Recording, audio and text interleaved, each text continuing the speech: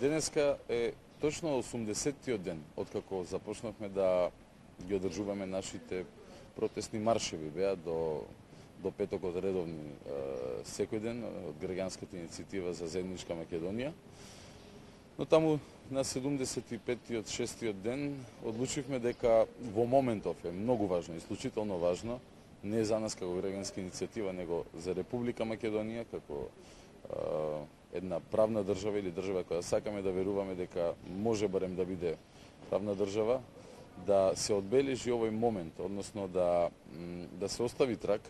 дека она што се случуваше во собранието од страна на пратениците од Тиранската коалиција на 27 април, она грубо кршење, дробење на уставот на најситни делови,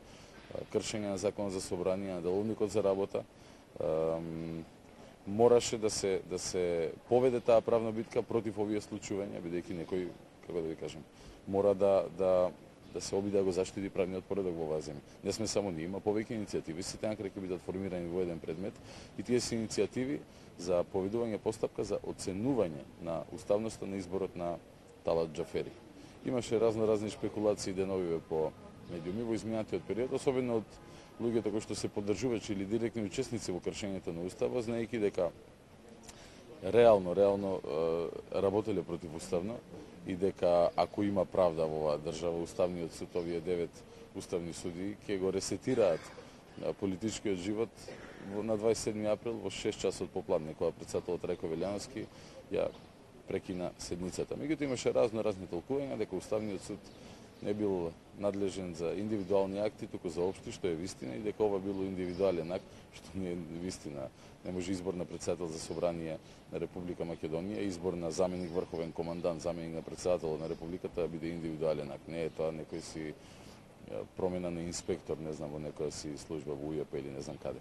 А второ, вчера ми се чини, го слушав и нелегалниот наместен, така наречен претседател на собранието Талат Џафери, кој што се обиде дури и притисок да им врши на уставните судии, најавувајќи им дека доколку се вмешаат доколку земат да одлучуваат, доколку се прогласат за надлежни да одлучуваат за кршењето еклатантно на уставот во собранието, тогаш тоа ќе било мешање во работата на парламентот, во легитимитетот на мнозинството, што е една абсурдна, опасна и штетна на крај на денот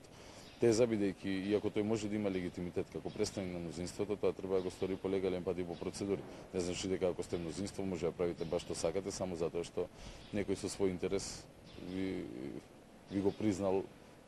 нелегалното работење. Ова земја има да реди процедури и ние се бориме за правото и за правдината. Така, и моето второ и последно прашање, кои се вашите идни планови, какви се? Покрај правната битка која што ја отвараме еве денеска и официјално, и ова е само почеток, ова иницијатива до Уставниот суд. Имаме ние и други инстанции до кои што ќе се обратиме, дури и во случај доколку Уставниот суд во конкретниот случај се прогласи за ненадлежен, што би било абсурдно и би бил еден преседан и еден голем срам кој што во иднина ќе го изучуваат по учебници како негативен пример. Меѓутоа, подготвуваме и една, како што најавувавме изминативе 10 дена, 2 недели, голема тужба против многу учинители, сите вклучени во овој процес, не само во последните 70 дена или последните 5 месеци после изборите, туку во последните малте не 3 години. Која што ќе опфати многу аспекти во неа покрај тимот на врвни правници со кои што фала им за интересот, располагаме, ќе се вклучат и филозофи, и социолози, и психолози, и историчари,